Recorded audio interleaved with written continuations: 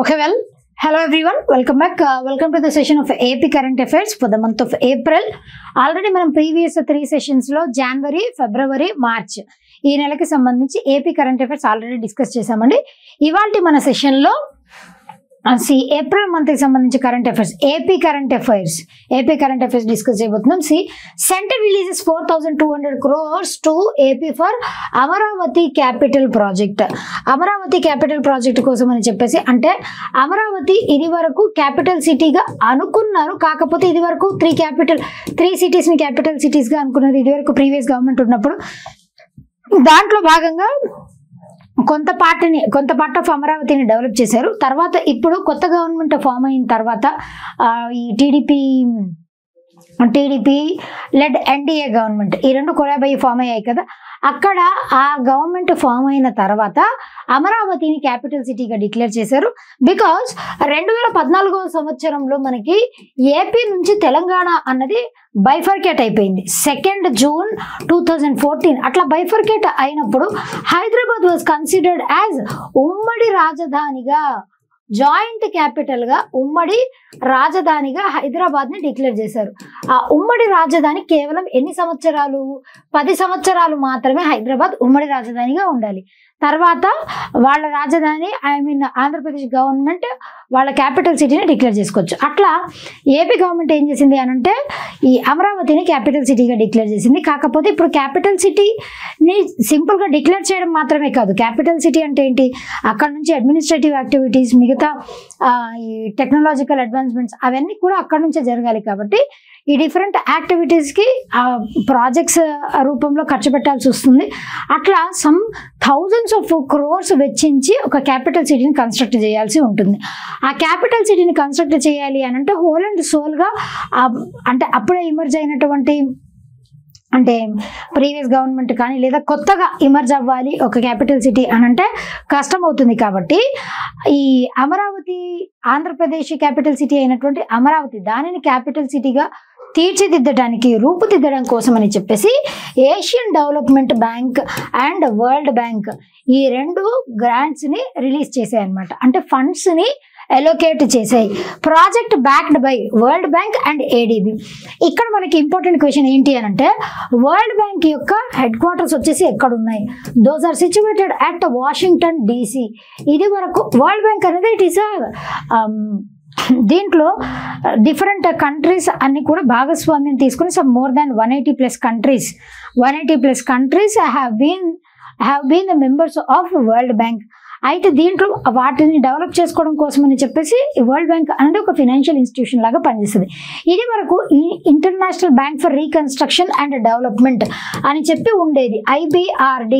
దానినే తర్వాతి కాలంలో వరల్డ్ బ్యాంక్ రీనేమ్ చేశారు, అది వేరే విషయం. ఏషియన్ డెవలప్మెంట్ బ్యాంక్ దీని హెడ్ క్వార్టర్స్ వచ్చేసి ఎక్కడ ఉన్నాయి అని అంటే those are situated at Mandaluyong, Manila, Philippines లో దీని హెడ్ క్వార్టర్స్ ఉన్నాయి. అంటే ఏషియా పసిఫిక్ రీజియన్ లో ఉన్నటువంటి దేశాలు ఏ దేశాలు అయితే ఉన్నాయో ఆ దేశాల యొక్క ఫినాన్షియల్ స్టేటస్ ని ఇంప్రూవ్ చేయటం, అక్కడ ఏమైనా ప్రాజెక్ట్స్ కడితే infrastructure projects, economic activities develop అవుతున్నాయి అని అంటే అలాంటి వాటికి ఫండ్స్ ని అలొకేట్ చేసేటువంటి ఒక సంస్థ, that is Asian development bank. మనకి ఇలాగే ఇంటర్నేషనల్ లెవెల్లో NDB అని చెప్పేసి ఉంటుంది, న్యూ డెవలప్మెంట్ బ్యాంక్ అని. ఆ new development bank headquarters ఎక్కడ ఉన్నాయి? Those are situated at Shanghai, China. New development bank అన్నది దేనికోసం? బ్రిక్స్ దేశాలు ఉన్నాయి కదా మనకి, Brazil, Russia, India, China, South Africa, వీటితో పాటు ఇంకా వేరే 6 దేశాలు కూడా జాయిన్ అయ్యాయి, అది వేరే విషయం. ఆ దేశాల వరకు మాత్రమే ఒక ఫినాన్షియల్ ఇన్స్టిట్యూషన్ ఉండాలి అని చెప్పేసి న్యూ డెవలప్మెంట్ బ్యాంక్ 2015 సంవత్సరంలో ఎస్టాబ్లిష్ చేశారు. అట్లా international bodies, international financial institutions చాలా ఉన్నాయి. దాంట్లో భాగంగానే ఇప్పుడు వరల్డ్ బ్యాంక్, ADB. మీకు ఎగ్జామినేషన్ దీని గురించి క్వశ్చన్ ఎలా అడగొచ్చు అని అంటే ఆంధ్రప్రదేశ్ క్యాపిటల్ సిటీ అయినటువంటి అమరావతిని క్యాపిటల్ సిటీగా రూపుదిద్దటానికి ఏ ఇంటర్నేషనల్ సంస్థలు సహాయం చేశాయి, ఎంత అమౌంట్ని సహాయం చేశాయి, ఎన్ని కోట్ల రూపాయలు సహాయం చేశాయి, ఇవన్నీ కూడా అడగటానికి ఆస్కారం ఉన్నటువంటి అంశాలు world Bank and ADB. Narendra Modi గారు ఆల్రెడీ దీనికోసం ఈ క్యాపిటల్ సిటీకి అయ్యేటువంటి ఖర్చు మొత్తం construction of Amaravati, relaunch construction of Amaravati ఏప్రిల్లో ఆల్రెడీ 1,00,000 కోట్లు అవుతుంది. ఈ అమరావతిలో ఇన్ఫ్రాస్ట్రక్చర్ దీన్ని డెవలప్ చేయడానికి 1,00,000 crores ఖర్చు అవుతుంది. ఆ ఇన్వెస్ట్మెంట్కి మేము కూడా సహాయం చేస్తాం, ఆ ప్రాజెక్ట్ని లాంచ్ చేస్తామని చెప్పి మన ప్రధానమంత్రి నరేంద్ర మోడీ గారు కూడా హామీని అందజేశారనమాట. Amaravati old name of Amaravati ఏంటి? This is also very important. What is the old name of Amaravati? It is Dhanyakataka. Dhanyakataka was the old name of Amaravati. ఇది గుర్తుపెట్టుకోండి. And what is the first capital of Andhra? మొట్టమొదటి క్యాపిటల్ సిటీ ఏది ఆంధ్రాకి అని అంటే that is Kurnool was the first capital city of Andhra. ఎప్పుడు ఏర్పడుతుందండి ఆంధ్ర అన్నది? 1953 1 నవంబర్ నాడు ఏర్పడింది ఆంధ్ర అన్నది. ఆంధ్ర రాష్ట్రంగా తర్వాత ఆంధ్రప్రదేశ్గా 1956లో ఏపీ రీఆర్గనైజేషన్ యాక్ట్ ద్వారా ఏర్పడింది, అది వేరే విషయం. ఆంధ్ర అన్నది దేని నుంచి సెపరేట్ అయిపోయింది అని అంటే మద్రాస్ ప్రావిన్స్ నుంచి సెపరేట్ రాష్ట్రంగా ఏర్పడింది. ఇప్పుడు తెలంగాణ ఏ రాష్ట్రం నుంచి సెపరేట్ రాష్ట్రంగా ఏర్పడింది అని అంటే ఆంధ్రప్రదేశ్. అలాగే ఆంధ్రప్రదేశ్ ఏ రాష్ట్రం నుంచి సెపరేట్ రాష్ట్రంగా ఏర్పడింది అని అంటే that is from Madras. Andhra Pradesh వచ్చేసి ఎవరి కృషికి ఫలితంగా ఆంధ్రప్రదేశ్ ఏర్పడిందండి అని అంటే దట్ ఈస్ పొట్టి శ్రీరాములు గారి హంగర్ స్ట్రైక్. 58 రోజుల హంగర్ స్ట్రైక్ ఆయన చేసి మృతి చెందిన తర్వాత లాంగ్వేజ్ని బేస్ చేసుకొని, తెలుగు భాషను బేస్ చేసుకొని ఏర్పడినటువంటి రాష్ట్రమే ఆంధ్రప్రదేశ్. అలా మన హిస్టరీలో చూస్తే మనకి ఇండిపెండెన్స్ రాకముందు ఒక భాషని ఆధారితంగా చేసుకుని ఏర్పడినటువంటి మొట్టమొదటి రాష్ట్రం ఏదండి? It is Odisha. Odisha was the first state to form on the basis of language. Linguistic బేసిస్ని ఏర్పడినటువంటి మొట్టమొదటి రాష్ట్రం ఏది అని అంటే it is Odisha. Pre independence. Post independence ఇట్లా ఒక భాషని బేస్ చేసుకుని ఏర్పడినటువంటి మొట్టమొదటి రాష్ట్రం అంటే it is Andhra Pradesh. Okay, hello everyone, welcome back. ఈ వీడియో ద్వారా మీ ముందుకు వచ్చినటువంటి ఉద్దేశం ఏంటి అని అంటే ఇప్పుడు నెక్స్ట్ మనకి ఆగస్టు 20 నుంచి ఏపీ హైకోర్టు ఎగ్జామినేషన్స్ జరగబోతున్నాయి కదండి. డేట్స్ కూడా ఆల్రెడీ అఫీషియల్గా అనౌన్స్మెంట్ వచ్చేసింది.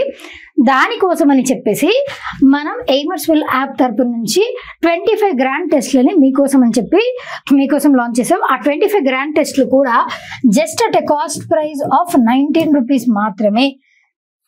ఈ 19 రూపీస్ కూడా ఫస్ట్ 100 స్టూడెంట్స్ ఎవరైతే పర్చేస్ చేస్తారో వాళ్ళకి 19 రూపీస్కి ఈ 25 గ్రాండ్ టెస్ట్లను అందజేస్తున్నాం. ఈ 25 గ్రాండ్ టెస్ట్లలో మనకి ఎన్ని నెంబర్ ఆఫ్ క్వశ్చన్స్ కవర్ అవుతాయి అని అంటే 2000 క్వశ్చన్స్ దీంట్లో కవర్ అయిపోతాయి. కాబట్టి మీరు చదివింది ఒక 50% ఉంటే ఎంత చదివారో అసలు మనకి ఎంత గుర్తుంది, ఎగ్జామినేషన్లో మనం ఎంత ప్రజెంట్ చేయగలుగుతున్నాం అన్న దాని గురించి తెలియాలి, అర్థం అవ్వాలి అని అంటే ఖచ్చితంగా మనం టెస్ట్ పేపర్స్ని ప్రాక్టీస్ చేయాల్సిందే. అందుకోసమే మిమ్మల్ని దృష్టిలో పెట్టుకొని 25 గ్రాండ్ టెస్ట్లని just at a price of 19 రూపీస్కే మేము అందజేస్తున్నాం. అది కూడా మొట్టమొదటి 100 స్టూడెంట్స్కి మాత్రమే. కాబట్టి అసలు ఆలస్యం చేయకుండా మీ నెక్స్ట్ ఎగ్జామినేషన్కి కూడా చాలా తక్కువ టైం ఉంది కాబట్టి దాన్ని దృష్టిలో పెట్టుకొని యాజ్ సూన్ యాజ్ పాసిబుల్ దీన్ని 19 రూపీస్తో అవైల్ చేసుకొని చక్కగా వీలైనన్ని ఎక్కువ సార్లు మీరు ప్రాక్టీస్ చేసుకోండి. అది మీకే హెల్ప్ అవుతుంది. ఓకేనా? This is all about today session. Okay, చక్కగా ప్రాక్టీస్ చేయండి. ఇంకా మీరు ఏ ప్రాంతంలో వీక్ ఉన్నారో వాటిని రెక్టిఫై చేసుకుంటూ ముందుకెళ్ళండి. All the very best for your exam and thank you. ఇవన్నీ important facts. Right, next one. Deputy CM Pawan Kalyan launches Adavi Thalli Bata to boost infrastructure in tribal areas. Adavi Thalli బాట అంటే బాట జనరల్లీ మనం పాత దేనికి అవసరం? Roadways, nothing but. అట్లా గుర్తుపెట్టుకోండి, రోడ్స్ని కన్స్ట్రక్ట్ చేయడం కోసం అని చెప్పేసి అడవి తల్లి బాట. అడవి తల్లి అని అంటే ఫారెస్ట్ మీద డిపెండ్ అయ్యేటువంటి పీపుల్ ఎవరు? ఎస్పెషల్లీ ట్రైబల్ పీపులే ఫారెస్ట్ని మేజర్ సోర్స్గా బేస్ చేసుకొని డిపెండ్ అయ్యేటువంటి ప్రజలు. కాబట్టి ట్రైబల్ పీపుల్ కోసం ఆంధ్రప్రదేశ్ స్టేట్ గవర్నమెంట్ లాంచ్ చేసినటువంటి స్కీమే అడవి తల్లి బాట. దాన్ని ఎవరు లాంచ్ చేశారు అని అంటే డిప్యూటీ సీఎం అయినటువంటి పవన్ కళ్యాణ్ గారు దాన్ని లాంచ్ చేశారు. అది కూడా ఎక్కడ? Dumriguda at Alluri Sitaramaraju district. రీసెంట్గా ఆంధ్రప్రదేశ్లో ఇది వరకు 13 డిస్ట్రిక్ట్స్ ఉండేవి. ఇప్పుడు కొత్తగా 13 డిస్ట్రిక్ట్స్ యాడ్ చేయడం వల్ల టోటల్గా ఎన్ని డిస్ట్రిక్ట్స్ యాడ్ అయ్యాయి? Total districts in Andhra Pradesh now at 26. మొత్తం 26 డిస్ట్రిక్ట్స్ ఉన్నాయి. కాబట్టి దాంట్లో Alluri Sitaramaraju district one among the new districts of Andhra Pradesh. ఆ 13 13 న్యూ డిస్ట్రిక్ట్స్లో అల్లూరి సీతారామరాజు డిస్ట్రిక్ట్ ఒకటి. అయితే ప్రీవియస్ గవర్నమెంట్ వైఎస్ఆర్సీపీ గవర్నమెంట్ ఉన్నప్పుడు సరిగా ఫండ్స్ అలొకేట్ అవ్వలేదు, రోడ్స్ సరిగా కన్స్ట్రక్ట్ అవ్వలేదు అని చెప్పి పవన్ కళ్యాణ్ గారు విమర్శించినప్పటికీ కూడా మేము వచ్చిన తర్వాత అంటే మా గవర్నమెంట్ హయాంలోకి వచ్చిన తర్వాత ఈవెన్ ట్రైబల్ పీపుల్ వాళ్ళు ఓటు వేయకపోయినా సరే మీ సంక్షేమం గురించి మేము ఆలోచించి ఈ అడవి తల్లి బాట అన్న కాన్సెప్ట్ని తీసుకొని వచ్చామని చెప్పారు. Connecting remote tribal villages, remote ఏరియాకి విలేజ్కి తేడా తెలియాలి. విలేజ్ అంటే కనెక్టివిటీ ఉంటుంది, పీపుల్ కూడా ఉంటారు, జనాలు కూడా పర్వాలేదు ఉంటారు. రిమోట్ ఏరియా అంటే ఏంటి అని అంటే ఎక్కడో చాలా సుదూర ప్రాంతాల్లో ఉంటారు అండ్ వాళ్ళకి కనెక్టివిటీ ఉండదు, జనాలు కూడా చాలా చాలా స్పేర్స్లీ పాపులేటెడ్ అక్కడక్కడ ఉంటారనమాట. అలాంటి ఏరియాస్ని రిమోట్ ఏరియాస్ అంటారు.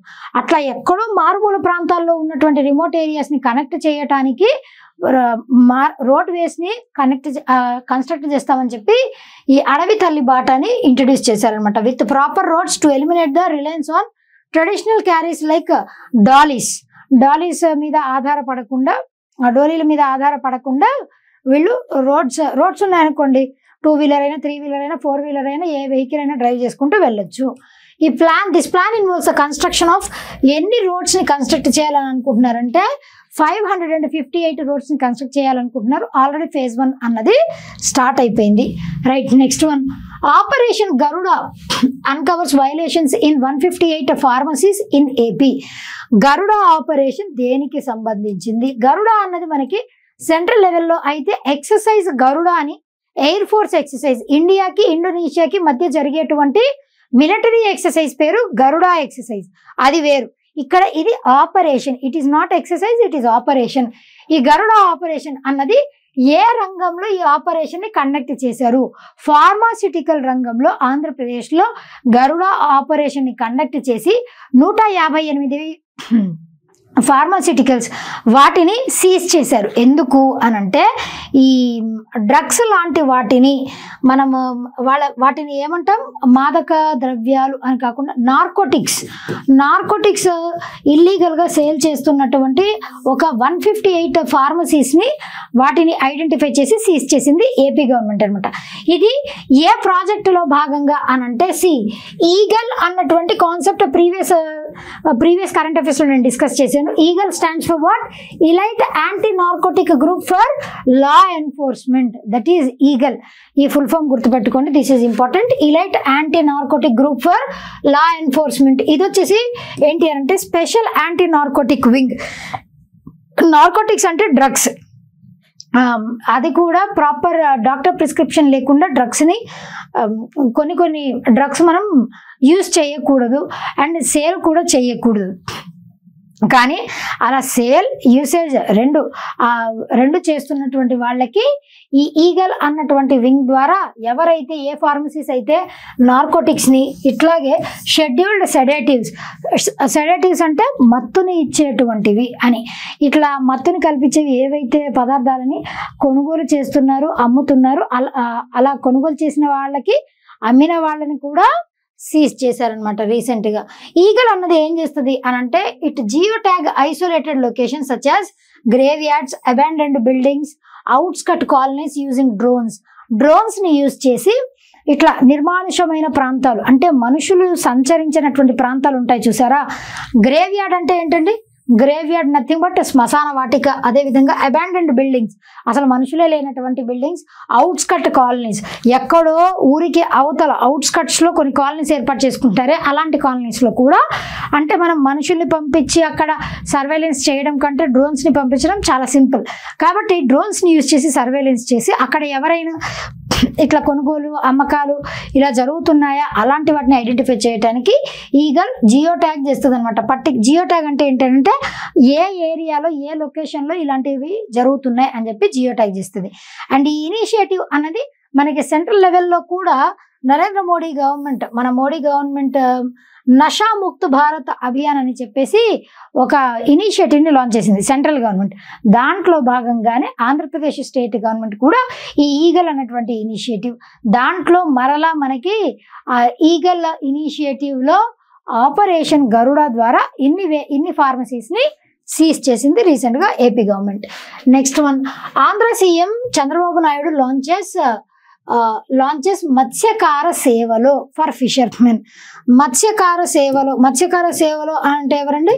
ఫిషర్మెన్ వాళ్ళ కోసం అని చెప్పేసి మత్స్యకార సేవలో అన్నటువంటి కార్యక్రమాన్ని లాంచ్ చేశారు. ఎందుకు అనంటే వాళ్ళకి ఫినాన్షియల్గా హెల్ప్ఫుల్గా ఉండడం కోసం అని చెప్పేసి 20,000 రూపాయలు ప్రొవైడ్ చేస్తాము అని చెప్పేసి చెప్పారు. 20,000 will be provided to each of 1,29,178 fisheries families across 12 coastal districts. అట్లా గవర్నమెంట్ ఎంత వెచ్చిస్తుందండి వీళ్ళ కోసం అనంటే 258 కోట్ల రూపాయలు ఫర్ దిస్ పర్పస్. దానితో పాటు ఇట్లా ఫినాన్షియల్గా సపోర్ట్ ఇవ్వడం మాత్రమే కాకుండా ఫిషింగ్ని బ్యాన్ చేసింది కోస్టల్ ఏరియాస్లో. ఎప్పటి నుంచి ఎప్పటి వరకు? ఏప్రిల్ 15 నుంచి జూన్ 14 వరకు. అంటే మాన్సూన్స్ వచ్చేటువంటి సీజన్ కాబట్టి ఏప్రిల్ మేలో అయితే అసలు ఈ ఫిషరీస్ అవి చేయటానికి అంత ఈ యూజ్ ఏమి ఉండదులేండి. అప్పటి నుంచి జూన్ 14 మాన్సూన్స్ వచ్చేంత వరకు ఫిషింగ్ని బ్యాన్ చేయమని చెప్పేసి కూడా గవర్నమెంట్ ప్రకటించింది. ఒకవేళ ఎవరైనా ఫిషింగ్ చేసి అలా ఆ క్రమంలో చనిపోయారనుకోండి, చనిపోతే అలాంటి వాళ్ళకి ఎక్స్గ్రేషియాని కూడా వాళ్ళకి 10 లక్షల రూపాయల ఎక్స్గ్రేషియాని కూడా ఏపీ గవర్నమెంట్ ప్రకటించింది. Fishermen boats are being given at వీళ్ళకి డీజిల్ ఖర్చు ఉంటుంది కదా, ఆ డీజిల్ వచ్చేసి జస్ట్ 9 రూపాయలకే. అంటే సబ్సిడీ మిగతా ఇప్పుడు మనకి మార్కెట్లో 58-60 రూపీస్ ఉందనుకోండి డీజిల్ పర్ లీటర్, జస్ట్ 9 రూపాయలు మాత్రమే వాళ్ళు పే చేయాల్సి ఉంటుంది. మిగతా 51 రూపీస్ వచ్చేసి గవర్నమెంట్ పే చేస్తుంది అనమాట. అది వాళ్ళకి ఇచ్చినటువంటి సబ్సిడీ. 1 లీటర్ డీజిల్ వచ్చేసి 9 రూపాయలకి వాళ్ళకి అందజేస్తుంది. ఆంధ్రప్రదేశ్ ఈ ఫిష్ ఎక్స్పోర్ట్స్లో టాప్ పొజిషన్లో ఉంది. అంటే మన దగ్గర ఫిషెస్ పట్టడం కానీ వేరే దేశాలకి ఎక్స్పోర్ట్ చేయడం కానీ దాంట్లో టాప్ ప్లేస్లో ఉందన్నమాట Andhra Pradesh. Right, next one, AP reports first human death ఓయింగ్ to H5N1 virus. H5N1 virus ఏంటి, ఆ డెత్ ఎక్కడ జరిగింది, ఇంతవరకే ఎగ్జామినేషన్లో గుర్తుపెట్టుకోవాలి, అంతకుమించి అవసరం లేదు. శాంపుల్స్ ఆఫ్ ఎవరు అమ్మాయి అబ్బాయి చనిపోయింది, 2-year-old గర్ల్ ఫ్రమ్ పల్నాడు డిస్ట్రిక్ట్కి చెందినటువంటి పల్నాడు డిస్ట్రిక్ట్లో నరసరావుపేట అక్కడ ఆ ప్రాంతానికి చెందినటువంటి 2 సంవత్సరాల అమ్మాయి మృతి చెందింది. బేసిక్లీ దిస్ ఈజ్ యానిమల్స్ నుంచి హ్యూమన్ బీయింగ్స్కి సంభవించేటువంటి డిసీజెస్కి ఏమని పేరు? జూనోటిక్ డిసీజెస్ అని అంటారు. బేసిక్లీ ఈ డిసీజ్ అన్నది, ఈ వైరస్ అన్నది పౌల్ట్రీకి ఎక్కువగా స్ప్రెడ్ అవుతుంది. పౌల్ట్రీలో ఒక హెన్ నుంచి ఇంకో హెన్కి అట్లా స్ప్రెడ్ అవుతుంది తప్ప హ్యూమన్ బీయింగ్స్కి స్ప్రెడ్ అవ్వడం అనేది చాలా చాలా చాలా చాలా రేరెస్ట్ ఆఫ్ ద రేరెస్ట్ కేసెస్లో మాత్రమే ఇది జరుగుతుంది. అయితే అది కూడా ఎప్పుడు జరుగుతుంది అనంటే, ఇప్పుడు అలా ఇన్ఫెక్ట్ అయినటువంటి బర్డ్ని మనం తీసుకొని వచ్చి సరిగా కుక్ చేయకుండా తింటే అప్పుడు ఆ బర్డ్స్కి ఉన్నటువంటి ఫ్లూ వైరస్ మనకి సంభవించి మన ఇమ్యూనిటీ సరిగా లేకపోతే మనం చనిపోతాం. అంతే తప్ప బర్డ్ ఫ్లూ వచ్చినటువంటి బర్డ్స్ని మనం తినకూడదు అలా ఏం లేదండి. WHOనే వరల్డ్ హెల్త్ ఆర్గనైజేషన్ ఈ అంశం చాలా క్లియర్ కట్గా మెన్షన్ చేసింది. ఏమని అనంటే, బర్డ్ ఫ్లూ ప్రబలుతుంది, అయినప్పటికీ కూడా ఈ 100 degrees సెంటీగ్రేడ్ అట్లా 100 to 120 degrees సెంటీగ్రేడ్ దగ్గర హీట్ చేసి మనము కుక్ చేసుకొని తిన్నట్లయితే దాంట్లో ఉన్నటువంటి వైరస్ చనిపోతుంది అని వరల్డ్ హెల్త్ ఆర్గనైజేషనే మెన్షన్ చేసింది. అండ్ మల్టీ ఆర్గాన్ ఫెయిల్యూర్ వల్ల ఆ పాప చనిపోయింది. This is the first reported death since 2021 తర్వాత ఇదే మొట్టమొదటిది అనమాట. ఇది వచ్చేసి ఈ వైరల్ డిసీజ్ అని చెప్పుకున్నాం కదా, బర్డ్స్ నుంచి హ్యూమన్స్కి స్ప్రెడ్ అవుతుంది. దేనివల్ల? అన్కుక్డ్ పౌల్ట్రీ తింటే ఇది స్ప్రెడ్ అవుతుంది. WHO ఏం చెప్పింది అనంటే, H5N1 స్ట్రెయిన్ అన్నది ఇట్ హ్యాస్ ఇన్ఫెక్టెడ్ ఇప్పటి వరకు 500 యానిమల్ స్పీషీస్ని ఇన్ఫెక్ట్ చేసింది. And as a human mortality rate of 50%. దాంట్లో అది మ్యాక్సిమం హ్యూమన్ మోర్టాలిటీ రేట్ తక్కువగానే ఉంటుంది. ఎప్పుడు జరుగుతుంది అని అంటే, కేవలం ఇట్లా అన్కుక్డ్ మీట్ తిన్నప్పుడు మాత్రమే ఇలాంటివి సంభవిస్తూ ఉంటాయి. Other than no, it doesn't effect. Puramitra app launched in AP. Puramitra దేనికోసం? ఇది వరకు చెప్పుకున్నాం, మనమిత్ర అన్నటువంటి యాప్ని లాంచ్ చేశారు అని. మనమిత్ర అన్నది ఇది వచ్చేసి ఏంటంటే that is nothing but WhatsApp governance.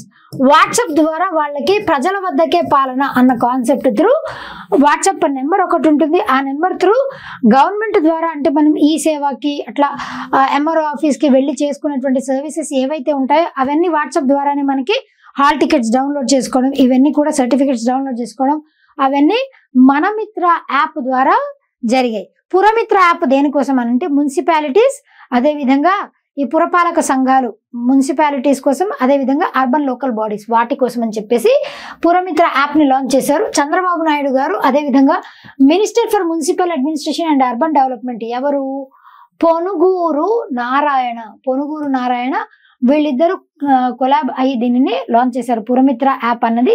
ఈ యాప్ అన్నది ఏంటి అని అంటే వన్ స్టాప్ సొల్యూషన్, మున్సిపల్ సర్వీసెస్కి వన్ స్టాప్ సొల్యూషన్ లాగా. అంటే ఇప్పుడు మున్సిపాలిటీస్లో వాటర్ సరిగా రాకపోయినా, లేదు అంటే ఆ ఏరియాలో శానిటేషన్ ఫెసిలిటీస్ సరిగా లేకపోయినా, వాటర్ ఫెసిలిటీస్ సరిగా లేకపోయినా, చెత్త కలెక్ట్ చేసే వాళ్ళు సరిగా డిస్పోజ్ చేయకపోయినా, ఇలాంటి గ్రీవెన్సెస్ ఏమున్నా కూడా ఆ గ్రీవెన్సెస్ ఆ కంప్లైంట్స్ అన్ని కూడా ఆ యాప్ ద్వారా మనం లాడ్జ్ చేయవచ్చు, పేమెంట్స్ కూడా చేయొచ్చు. అర్బన్ గవర్నెన్స్ సర్వీసెస్ ఏవైతే ఉంటాయో మనం ఇప్పుడు మున్సిపాలిటీకి వెళ్ళి బర్త్ సర్టిఫికేట్, డెత్ సర్టిఫికేట్ ఇలా ఏవైనా సర్వీసెస్ మనం తీసుకోవాల్సి ఉంటే అవి కూడా ఈ యాప్ ద్వారా సర్వీసెస్ పొందొచ్చు. కంప్లైంట్స్ కూడా ఫైల్ చేయొచ్చు వాటర్ సప్లై గురించి, టౌన్ ప్లానింగ్ గురించి, property tax administration, engineering, street light, sanitation, ఇట్లా రెయిన్ వాటర్ డ్రైన్స్. ఒకసారి కంప్లైంట్ ఫైల్ అయింది అని అంటే citizens can track it's status. అట్లా అసలు ఎంతవరకు మన కంప్లైంట్ని ముందుకు తీసుకెళ్లారు అది కూడా మనం ట్రాక్ చేసుకుంటా ఉండొచ్చు అనమాట. One can also apply for various services like new water supply connections, కొత్త వాటర్ సప్లై కనెక్షన్ కావాలన్నా దీని ద్వారానే, అదేవిధంగా డ్రైన్ కనెక్షన్స్ కావాలన్నా, trade licences, birth death certificates, property taxes కట్టాలన్నా, వాటర్ బిల్స్ కట్టాలన్నా ఇవన్నీ కూడా ఈ పురమిత్ర యాప్ ద్వారానే చేసుకోవచ్చు. వన్ స్టాప్ సొల్యూషన్ లాగా ఇది పనిచేస్తుంది.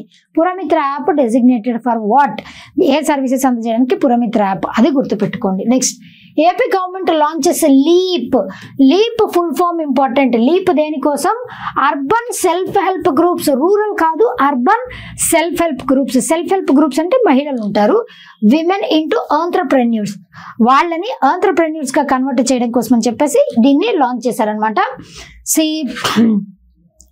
ఇది వచ్చేసి Andhra Pradesh urban poverty alleviation organisation, వీళ్ళు దీన్ని లాంచ్ చేశారు. లీప్ అన్నది ఫుల్ ఫామ్ ఏంటి అని అంటే livelihood entrepreneurship acceleration plan. Livelihood entrepreneurship, E stands for entrepreneurship acceleration plan. Acceleration అంటే దాన్ని స్పీడప్ చేసి వాళ్ళని ఆంట్రప్రెన్యూర్స్ లాగా మార్చేటువంటి ఒక పద్ధతి, దట్ ఈస్ లీప్. ఎక్కడ, తాడేపల్లిలో దీన్ని లాంచ్ చేశారనమాట. ఎందుకు అనంటే one entrepreneur in every house hold, ఒక ఇంటి నుంచి ఒక మహిళ ఆంట్రప్రెన్యూర్ లాగా వాళ్ళని తీర్చిదిద్దాలి, ఆ పర్పస్ లో దీన్ని ఇంట్రడ్యూస్ చేశారు. Targets transformation of self employed women అనమాట. Government initiatives, central government initiatives కూడా ఇట్లానే కొన్ని ఉన్నాయి. అవి వచ్చేసి ఏంటి అని అంటే Deen Dayal Antyodaya Yojana, national rural livelihood mission ఇది, అదేవిధంగా self help group bank linkages programme ఇది, mission for financial inclusion.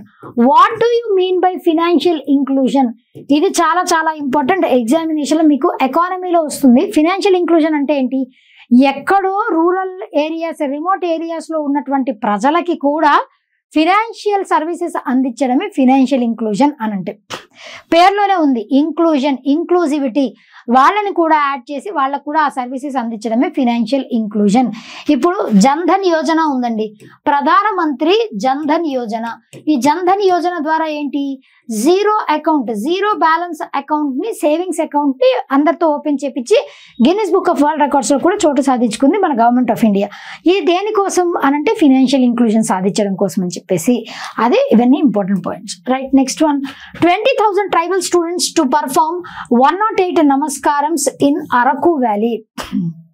Araku వ్యాలీలో మనకి ఏప్రిల్ 7th వచ్చేసి వాట్ ఈస్ ద స్పెషాలిటీ అండి, world health day. World health day is celebrated on April 7th. ఎందుకు world health day celebrate చేస్తామంటే WHO world health organisation వచ్చేసి దీని head quarters Geneva, Switzerland లో ఉన్నాయి. అది ఎస్టాబ్లిష్ అయినటువంటి డే, దానినే మనం ఆ April 7th వరల్డ్ హెల్త్ డేగా సెలబ్రేట్ చేస్తామన్నమాట. ఆ రోజునే 20,000కు పైగా tribal students from 50 government schools నుంచి 108 సూర్య నమస్కారమ్స్ పర్ఫామ్ చేశారు యాజ్ పార్ట్ ఆఫ్ యోగ మహాసూర్య వందనం ఆన్ April 7. అది కూడా ఎక్కడ, అరకు వ్యాలీలో ఉన్నటువంటి అల్లూరి సీతారామరాజు డిస్ట్రిక్ట్ లో దీన్ని పర్ఫామ్ చేశారు. మీరందరూ వినే ఉంటారు, June 21st that is international yoga day. ఈ ఇంటర్నేషనల్ యోగా డేకి ఒక విశిష్టమైనటువంటి స్థానం ఉంది. ఆ ఇంటర్నేషనల్ యోగా డేకి ఒక 100 రోజులు ముందుగానే మన government of India all across India different states నుంచి ఈ ప్రోగ్రామ్స్ని, యోగా అంటే లిటరల్ మీనింగ్ వచ్చేసి ఏంటండి, to unite is the meaning of yoga. మొట్టమొదటి వరల్డ్ యోగా డే ఎప్పుడు సెలబ్రేట్ చేసాం, 2015వ సంవత్సరంలో. This is the initiative of Narendra Modi గారు అండ్ UNGA వాళ్ళ మద్దతుతో దీనిని ఇంట్రడ్యూస్ చేశారనమాట. గ్లోబల్ లెవెల్లో యోగాకు ఉన్నటువంటి ప్రాధాన్యత, to unite, that is the little meaning of yoga. అయితే ఇక్కడ ఈ Guinness world record was set as ఈ 20,000 మంది ఒకటేసారి 108 సూర్య నమస్కారాలని పర్ఫామ్ చేశారు కాబట్టి గిన్నీస్ వరల్డ్ రికార్డ్ కూడా సాధించారు. దీంట్లో 13,000 మంది అమ్మాయిలే ఉండడం విశేషం అనమాట. Event was held as a part of world health day celebrations officially organised by ELISA Renard. ఆయన హయాంలో కండక్ట్ చేశారనమాట. Right, next one, Amazon launches coding training in AP government schools. ఏపీలో, ఆంధ్రప్రదేశ్లో గవర్నమెంట్ స్కూల్స్లో అమెజాన్ స్టూడెంట్స్ కోసం అని చెప్పేసి coding ట్రైనింగ్ని launch చేసింది అమెజాన్ అన్నది యుఎస్ బేస్డ్ ఈ ఆన్లైన్ షాపింగ్ ప్లాట్ఫామ్, తెలుసు కదా మీకు అమెజాన్. దాంట్లో ఈవెన్ మనకి వీడియో స్ట్రీమింగ్ సర్వీసెస్ ఉన్నాయి, మ్యూజిక్ సర్వీసెస్, ఇవన్నీ కూడా different, prime video, prime music, ఇలాంటివన్నీ కూడా ఉన్నాయి అమెజాన్ నుంచి. E commerce giant, that is electronic commerce, online shopping, అది రీసెంట్గా ఏం చేసింది అని అంటే పైలట్ ప్రాజెక్ట్ అంటే ఏంటి, పర్టికులర్గా ఒక ప్రాంతంలో ఉన్నటువంటి వాళ్ళ మీద దాన్ని ప్రయోగించి చూస్తారు. అది సక్సెస్ అయింది అని అంటే ఆల్ అక్రాస్ ద స్టేట్ కానీ ఆల్ అక్రాస్ ద నేషన్ కానీ దాన్ని లాంచ్ చేస్తారు. అది పైలట్ ప్రాజెక్ట్ అనమాట. ఆ పైలట్ ప్రాజెక్ట్ ద్వారానే ఆంధ్రప్రదేశ్లో కంప్యూటర్ స్కిల్స్, ఆ గవర్నమెంట్ స్కూల్స్లో చదివేటువంటి పిల్లలకి కంప్యూటర్ స్కిల్స్ని ఎన్హాన్స్ చేయడం కోసం అని చెప్పేసి దీన్ని లాంచ్ చేశారు. This initiative is under Amazon future engineer programme. దాంట్లో భాగంగానే ఆర్టిఫిషియల్ ఇంటెలిజెన్స్కి సంబంధించి పిల్లలకు అవగాహన కల్పించారనమాట. టోటల్గా 3 డిస్ట్రిక్ట్స్లో. ప్రీవియస్ ఇయర్లో అమెజాన్ ఇలాంటి ట్రైనింగ్ ప్రోగ్రామ్ని కండక్ట్ చేసింది. అది 8 డిఫరెంట్ స్టేట్స్, ఇండియాలో 8 డిఫరెంట్ స్టేట్స్లో కండక్ట్ చేసింది అనమాట. ఏపీలో విశాఖపట్నం, విజయనగరం, శ్రీకాకుళం, ఈ 3 డిస్ట్రిక్ట్స్లో పైలట్ బేసిస్న లాంచ్ చేసింది అమెజాన్.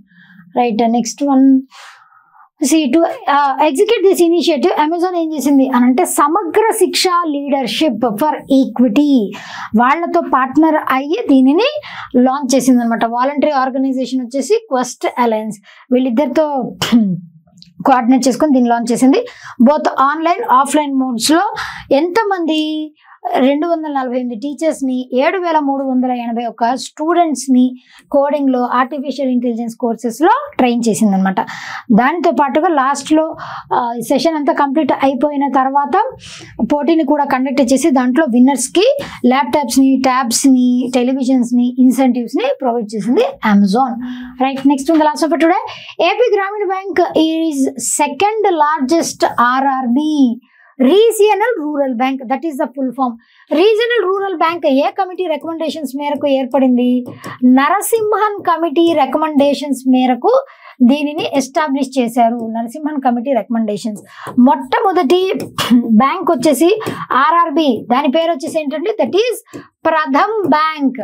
సిండికేట్ బ్యాంక్ వాళ్ళు దీనికి మద్దతు, అంటే ఫినాన్షియల్గా ఎవరైనా సపోర్ట్, బ్యాక్ ఎండ్లో సపోర్ట్ చేయాలి కదా, సిండికేట్ బ్యాంక్ వాళ్ళు సపోర్ట్ చేసి దీనిని ఎస్టాబ్లిష్ చేశారు. Prathama bank in the year 1975 ఉత్తరప్రదేశ్లో. ఇది మొట్టమొదటి RRB, first regional rural bank. RRBs were set up under as per Narasimhan committee. దీన్ని రెగ్యులేట్ చేసేటువంటి బాడీ ఏంటి? NABARD, national bank for rural and agricultural development.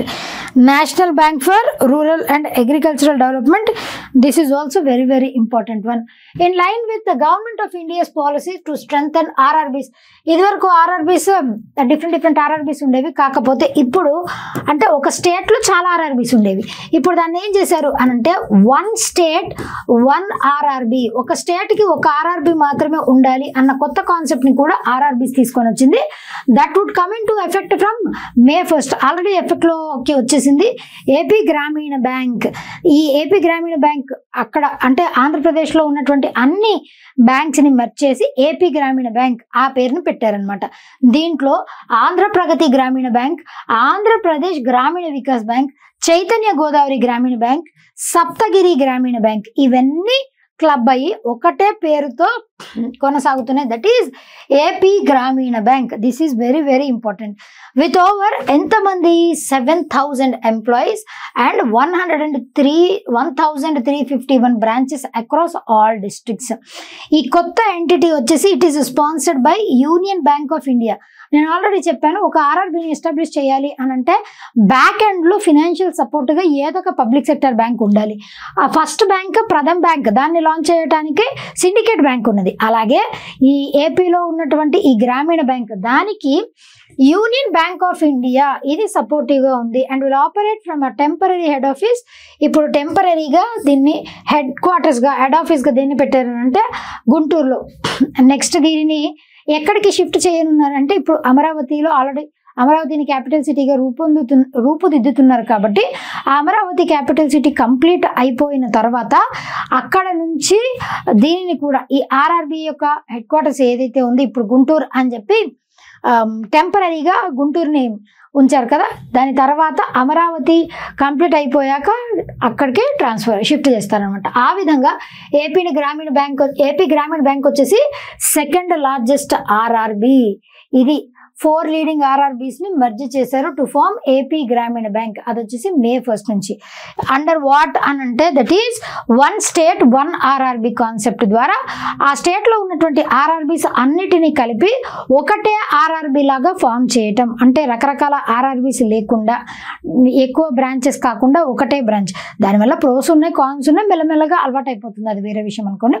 ఇప్పుడు ఇదివరకు కూడా public sector banks 2-3 public sector బ్యాంక్స్ని మర్జ్ చేసి ఒకటే బ్యాంక్ లాగా చేశారు కదా. మనకి ఇప్పుడు ఆంధ్ర బ్యాంక్, అదేవిధంగా ఇంకొక కార్పొరేషన్ బ్యాంక్, ఈ 2 క్లబ్ అయ్యి యూనియన్ బ్యాంక్లో మెర్జ్ చేశారు. ఇప్పుడు యూనియన్ బ్యాంక్ కిందకి ఈ 2 వస్తాయి. ఆంధ్ర బ్యాంక్ పేరు మనకి వినబడదు, కార్పొరేషన్ బ్యాంక్ వినబడదు. యూనియన్ బ్యాంక్ అంటే ఈ 3 బ్యాంక్స్ క్లబ్ చేస్తే యూనియన్ బ్యాంక్.